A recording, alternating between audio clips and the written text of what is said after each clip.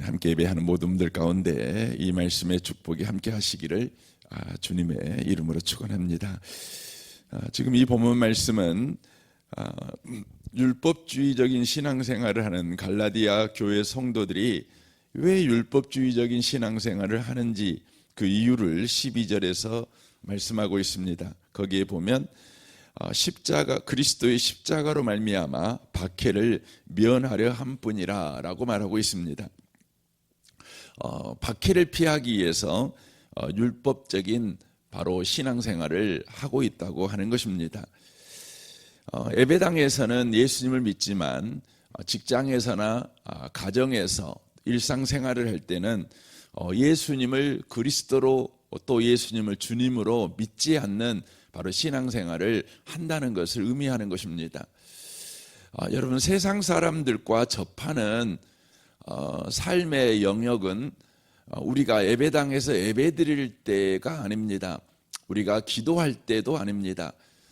기도할 때나 예배드릴 때는 믿지 않는 사람과 영역이 겹치지 않습니다. 그런 까닭에 믿지 않는 사람들은 믿는 우리가 예배하는 것에 대해서 크게 관심을 두지 않습니다. 기도하는 것에 대해서 크게 기분 나빠하지도 않고 어려움을 토로하지도 않습니다. 그러나 믿지 않는 사람과 믿는 사람이 함께 공유하는 영역에서는 예수 믿는 사람과 안 믿는 사람이 살아가는 삶의 방식이 완전히 다릅니다. 그러니까 그 공동 영역에서 안 믿는 사람이 믿고 있는 주인, 구주가 다르고 믿는 사람이 믿고 있는 주인과 구주가 완전히 다르다는 것입니다. 안 믿는 사람에게 있어서 주인은 누구입니까? 그것은 자기 자신입니다. 여러분, 구원은 뭘까요? 구원자는 누구일까요? 여러분, 구원자는요, 자기 자신의 능력이다 이렇게 말할 수 있죠. 혹은 돈 버는 능력이다 이렇게 말할 수도 있겠고, 또 더 나아가면 그것이 돈일 수도 있겠고 권력일 수도 있지요. 또 명예일 수도 있겠지요. 그러니까 안 믿는 사람에게 있어서 주인은 자기 자신이고 구주는, 구원자는 돈이며 권력이며 명예며 또 건강이며 이런 것일 수 있겠죠. 승진이며 이런 것일 수 있겠죠. 그런데 예수 믿는 사람에게 있어서 직장 생활의 구원자는 누구일까요? 예수님이시죠. 주인은 누구실까요? 예수님이시죠. 그러므로 안 믿는 사람과 믿는 사람은 공동의 영역에서 부딪힐 수밖에 없습니다. 주인이 다르고 구원자가 다르기 때문에 그렇습니다. 여러분, 구원자가 다르고 주인이 다르면 삶의 목적과 삶의 방식이 달라질 수밖에 없습니다. 당연하지요. 그러므로 우리가 기도할 때나 예배할 때에 안 믿는 사람들이 우리를 업신여기거나 무시하거나 공격하지는 않지만 자신들과 함께 나누어야 될 공동의 영역, 이익을 나누어 가야 될 공동의 이 영역에서는 믿는 사람과 안 믿는 사람은 끊임없이 바로 싸우게 돼 있습니다. 서로 분쟁하게 돼 있다는 것이죠. 그래서 성경에 예수님께서 말씀하시잖아요. 가정에서 여러분, 믿는 사람하고 안 믿는 사람이 함께 산다면 여러분, 우리 부모가 또 우리 자식이 또 우리 형제들이 바로 우리의 온수가 될 수 있다는 것입니다. 예배당 안에서는 그럴 일 없지요. 그런데 예배당 밖 가정에서는 그럴 수 있다는 것입니다. 왜냐하면 바로 주인이 다르고 구원자가 다르며 이로 인하여 삶의 방식과 목적도 완전히 달라지기 때문에 그런다고 하는 것입니다. 그때 안 믿는 사람들은 안 믿는 사람들이 공격해 올 때 우리는 어떻게 해야 되는 것입니까? 예수 그리스도의 길을 걸어가는 것이죠. 예수 그리스도가 안 믿는 자들에게 공격을 받았습니다. 침뱉음을 당했습니다. 뺨을 맞았습니다. 옷이 벗겨졌습니다. 십자가를 지게 했지요. 또 십자가에 못을 박아버렸죠. 예수님은 예수님에게 그런 악행을 저지른 사람, 폭력을 저지른 사람보다 비교가 될 수 없는 그런 능력을 가지신 분이십니다. 힘을 가지신 분이시죠. 그분은 창조주이시죠. 그분은 하늘과 땅을 창조하신 분 아닙니까? 모든 천사를 창조한 분 아니겠습니까? 모든 국가 권력을 주님께서는 바로 창조하신 분 아니시겠습니까? 그러므로 자기에게 이해를 가할 때에 우리 주님은 이해를 가하는 자들에게 창조주의 능력으로 얼마든지 제압이 가능한 것이죠. 얼마든지 무력으로 그들을 죽일 수도 있고, 그들을 즉시 장애인을 만들어 버릴 수도 있고, 그들을 하반신 마비자로도 얼마든지 만드실 수 있습니다. 그러나 예수님은 도살장에 끌려가는 양처럼 아무 말을 하지 않고 그들의 모든 폭력을 다 당하셨습니다. 그리고 죽으셨죠. 기독교가 세상에 여러분 저항하는 방식은 무엇입니까? 무력이 아닙니다. 더 큰 권력을 지는 것이 아닙니다. 기독교가 세상의 권력에, 세상의 핍박에 저항하는 방식은 뭐냐면 바로 여전히 그들을 사랑하는 것이죠. 그들을 위해서 축복을 비는 것입니다. 그들의 폭력을 우리가 당하는 것이죠. 그래서 기독교에는 순교자가 있는 것입니다. 자금의 한국의 현실을 보면 기독교인들이 길거리에 나서서 교회의 힘을 보여주고 있습니다. 교회가 얼마나 힘이 있는지, 교회는 무시받을 공동체가 아니라는 것이죠. 너희들에게 핍박받을 공동체가 아니라는 것이죠. 이런 방식으로 교회가 지금 길거리에서 교회의 힘을 과시하고 있습니다. 이것은 예수님 방식이 아닙니다. 그들의 주장이 아무리 옳아도 그것은 예수님 방식이 아닙니다. 그리스도인은 우리의 주장을요 무력으로 혹은 큰 함성으로 내는 사람이 아니고 예수 그리스도와 같이 어린 양처럼 말없이 여러분 그들을 위해서 십자가를 지는 것, 이것이 그리스도인들이 세상에 저항하는 방식입니다. 이것은 인류 역사에서 언제나 참된 그리스도인이 걸었던 길이라는 것을 놓치시면 안 됩니다. 기독교는 많은 사람들이 이해할 때에 유럽의 그 강력한 제국주의에 의하여서 전 세계에 기독교가 전파되었다, 이렇게 이야기를 합니다. 그러니까 기독교라고 하는 종교가 유럽이 바로 세계 패권을 쥐게 되고 미국이 세계 패권을 쥐게 됨으로 인하여 전 세계에 복음을 이렇게 급속하게 전파하는 종교가 되었다, 이렇게 이야기합니다. 그것은요 완전히 거짓말입니다. 기독교는 무력을 가지고 세계에 복음을 전할 때에 기독교는 더 약화됐다는 것을 여러분 놓치시면 안 돼요. 기독교는 더 힘을 잃었다는 걸 여러분과 제가 놓치시면 안 돼요. 영국이 무력을 가지고 인도를 점령했습니다. 많은 선교사님들이 영국의 그 무력의 힘을 업어서 인도에 와서 선교를 했어요. 그러나 인도는 선교되지 않았습니다. 중국도 마찬가지죠. 영국이 아편 전쟁도 일으키고 많은 선교사님들이 중국에 들어갔지만 무력을 앞세운 복음은 언제나 무기력했습니다. 인도네시아도 마찬가지입니다. 인도네시아도 네덜란드가 들어가서 그 땅을 정복했습니다.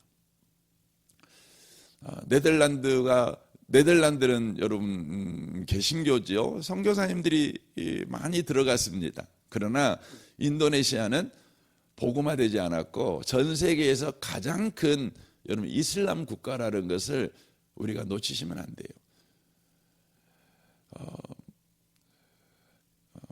여러분 그 국가가 강력해서 기독교가 강력하면 여러분 복음이 더 잘 증거될 것 같지요? 절대 그렇지 않습니다. 여러분 복음은요 언제나 십자가를 통해서 복음이 증거되는 겁니다. 십자가를 짐으로 복음이 증거되는 것이죠.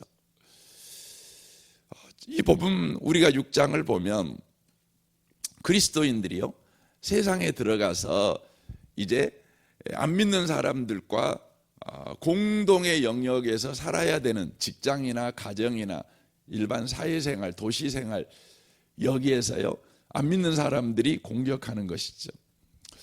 우리가 예수님이 주인이다 할 때 공격하는 것이죠. 이거 참 쉽지 않죠. 어렵죠.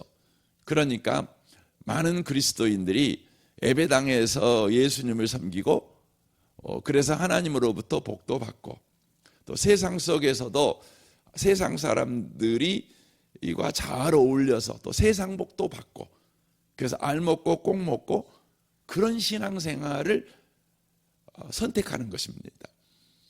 여러분 생각해 보세요. 교회에 와서는 열심히 신앙생활해서 하나님으로부터 복을 받죠. 예수님이 나의 주인이십니다. 예수님이 나의 구원자십니다. 하지만 세상에서는 안 믿는 사람들이 주인으로 섬기는 그 주인을 우리도 섬겨요. 또 구원자를 우리도 섬겨요. 그러니까 안 믿는 사람들과 편안해요. 문제 없어요. 그래서 세상 사람들이 주는 안정감, 안락함, 또 부요 이것도 받는 것이죠. 그러니까 예배당에 들어와도 세상에 가도 핍박도 없고 환난도 없고 평화 속에서 인생을 살아갈 수 있다는 것이죠. 지금 갈라디아 교회 성도들이 선택한 게 이것입니다. 그런데 바울 사도가 그것을 꼬집는 것이죠. 너희들이 지금 그리스도의 복음을 따라가지 않는 이유는 바로 박해를 피하기 위해서다. 알 먹고 꼭 먹고 뭐 도랑치고 가재 잡고 뭐 그런 말 있지 않습니까? 그런 신앙생활을 너희들이 지금 원하고 있는 것이다. 그런데 그런 신앙생활은 너희들이 세상에서도 유익이 되지 않고 예배당에서도 유익이 되지 않는 너희들이 생각했던 알 먹고 꼭 먹고의 신앙생활이 아니라 너희들이 예배당에서도 예배당 밖에서도 계속해서 바로 하나님에게 멀어지는 신앙생활을 하는 것이다. 이것을 이야기하고 있다고 하는 것입니다. 여러분과 제가 살펴봐야 하는 것입니다. 우리는 지금 알 먹고 꼭 먹고 신앙생활을 하고 있는가? 예배당에서 우리가 기도할 때에 믿고 있는 그 주님과 구원자가 내가 가정생활할 때, 직장생활할 때, 내가 일상에서 문제를 만났을 때에도 여전히 구원자와 주인이 변동이 없는가 생각해 보셔야 한다는 것입니다. 우리 주님은 오늘도 저와 여러분이 어느 환경이나 어느 상황에 있든지 예수님이 주인이시고 예수님이 구원자이신 바로 그런 삶을 바로 살아가기를 원하신다는 것이죠. 그것이야말로 그리스도인의 삶이며 그것이야말로 저와 여러분을 예수 믿게 하신 하나님의 뜻이 바로 이루어지는 바로 삶인 까닭에 그렇다고 하는 것입니다. 복음은 저와 여러분에게 언제든지 예수가 바로 구원자시라는 것을 바로 경험해 가게 하시는 것입니다. 다만 저와 여러분이 예수님이 구원자다, 예수님이 나의 주인이시다 이런 고백을 받게 하시는 것이 받으려고 하시는 것이 복음의 전부가 아니라 실제 우리의 삶에서 어느 영역에서든지 예수님이 주인이시고 예수님이 구원자라는 것을 바로 드러내는 삶을 살아가게 만드시는 것이 바로 복음이라고 하는 것입니다. 그래서 하나님은 여러분과 제가 어느 장소든지 예수님이 주인이시다, 예수님이 구원이시다 이것을 바로 누리는 삶을 살아가기를 원하십니다. 그런 누리는 삶을 어떻게 살아갈 수 있습니까? 로마서 10장에서는 말씀하죠. 사람이 마음으로 믿어 의에 이르고 입으로 시인해서 구원에 이른다, 이렇게 말씀합니다. 그러니까 우리가 믿는 바대로 고백하는 삶을 살아가는 것이죠. 그러니까 믿는 바대로 우리가 살아가는 것이죠. 예수님이 주인이시다, 예수님이 구원자다, 이것을 우리의 직장 생활이나 가정 생활에서도 우리가 고백하고 고백한 대로 우리가 살아가게 될 때에 복음이 과연 예수님이 주인이시고 예수님이 구원자라고 말씀하신 그것을 우리가 경험하는 삶을 살아가게 된다는 것이에요.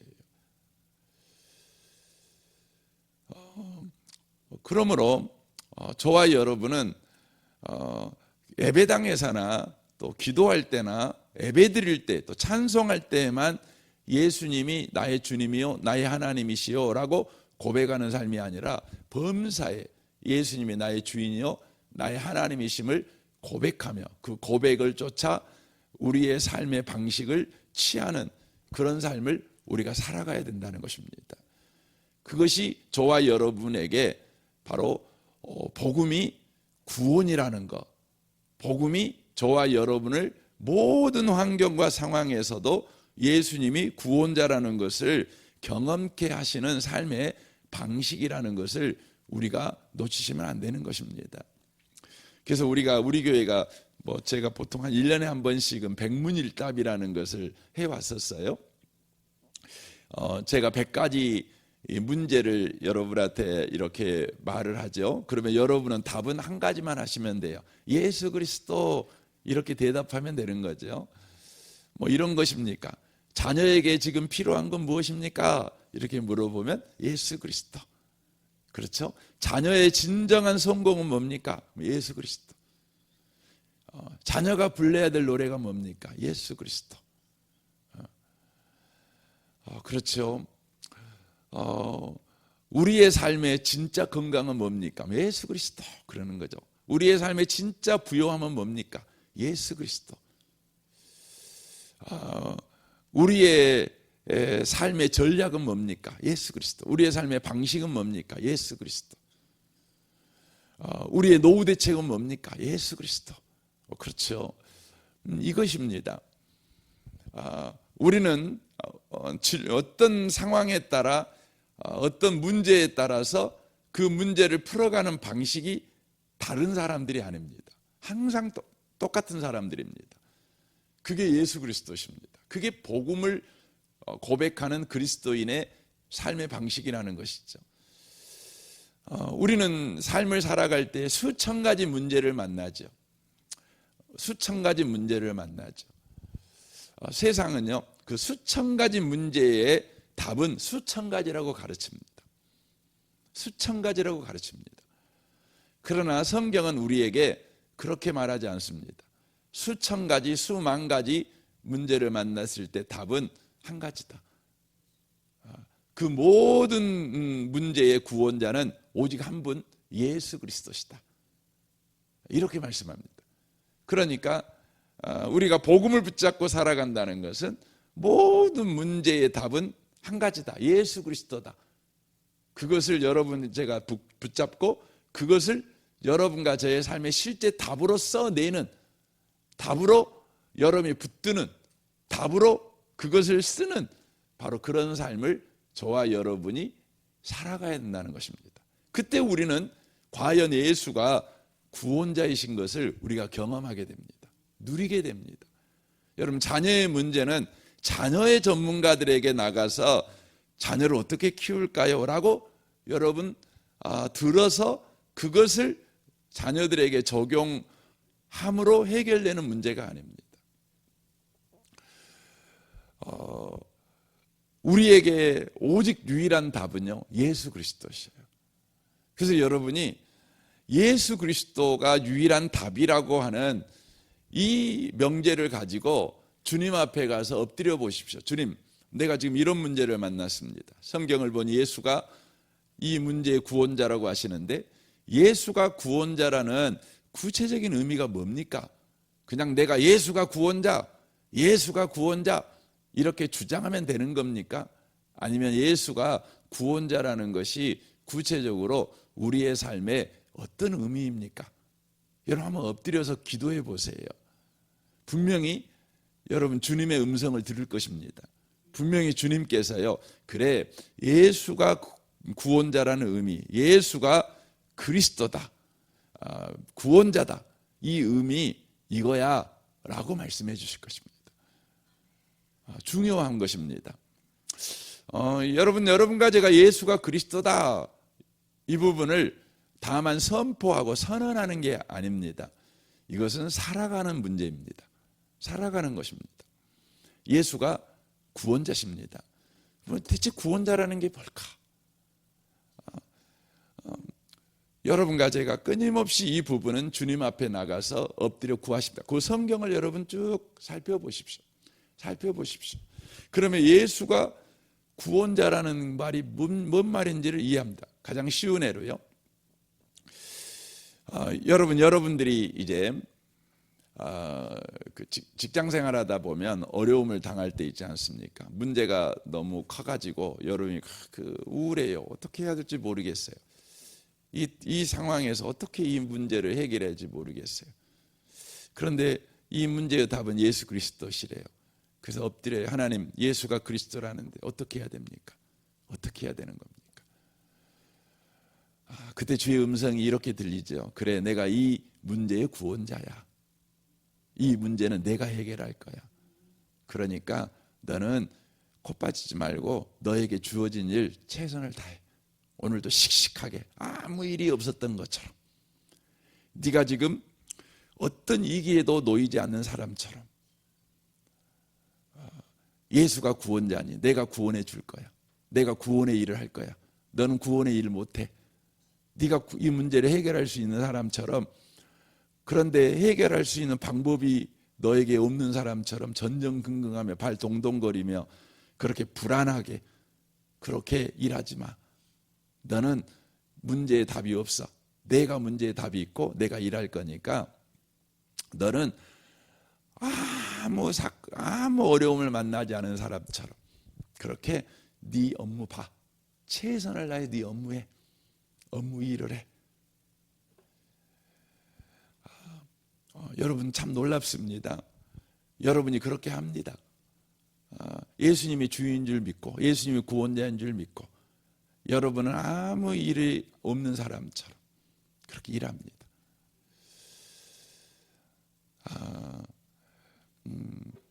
그게 인간적으로 생각하면 쉽지 않습니다. 근데 믿음의 사람은 할 수 있습니다. 믿음의 사람은 할 수 있습니다. 제가 이렇게 목회하다 보면 저도 많은 어려운 문제를 만나죠. 그러면 그 문제가 저를 되게 힘들게 하죠. 고통스럽게 합니다. 설교를 하려고 하면 정말 턱턱 막힙니다. 두렵기도 하고 어떻게 해야 될지 모르겠고 그렇습니다. 또 이런 소리도 들리죠. 목사님 설교 은혜 안 돼요. 목사님 설교 때문에 시험 들었어요. 이런 이야기도 듣죠. 어떻게 해야 됩니까? 제가 설교를 더 잘해야 되겠죠. 근데 저에게는 그런 재주는 없어요. 그런 능력도 없죠. 말을 더 잘하는 거야 제가 어떻게 연습하면 되겠지만 설교라는 것이 말 잘하는 게 설교 잘하는 건 아니잖아요.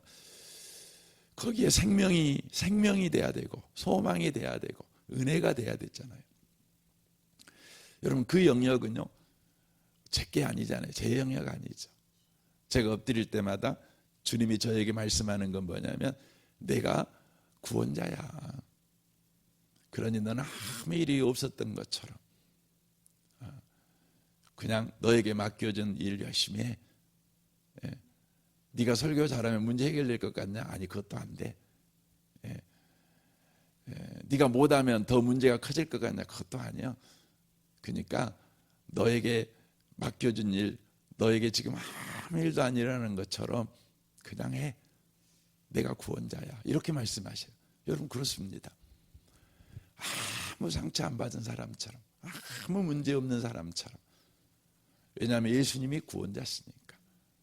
오늘도요 여러분, 예수님이 구원자셔요. 그러니까 여러분이 나 상처받았어, 나 요즘 힘들어, 나 요즘 어렵다, 이 태내면서 사지 마세요. 예수님이 구원자시니까 예수님이 구원의 일을 하실 것입니다. 여러분은 어느 순간인가 예수님이 구원의 일을 했어, 예수님이 진짜 구원자셨구나, 이것을 여러분이 간증하게 될 것입니다. 이 은혜가 오늘 한날도 여러분에게 풍요롭기를 주님의 이름으로 축원합니다. 아멘. 우리 같이 기도하겠습니다.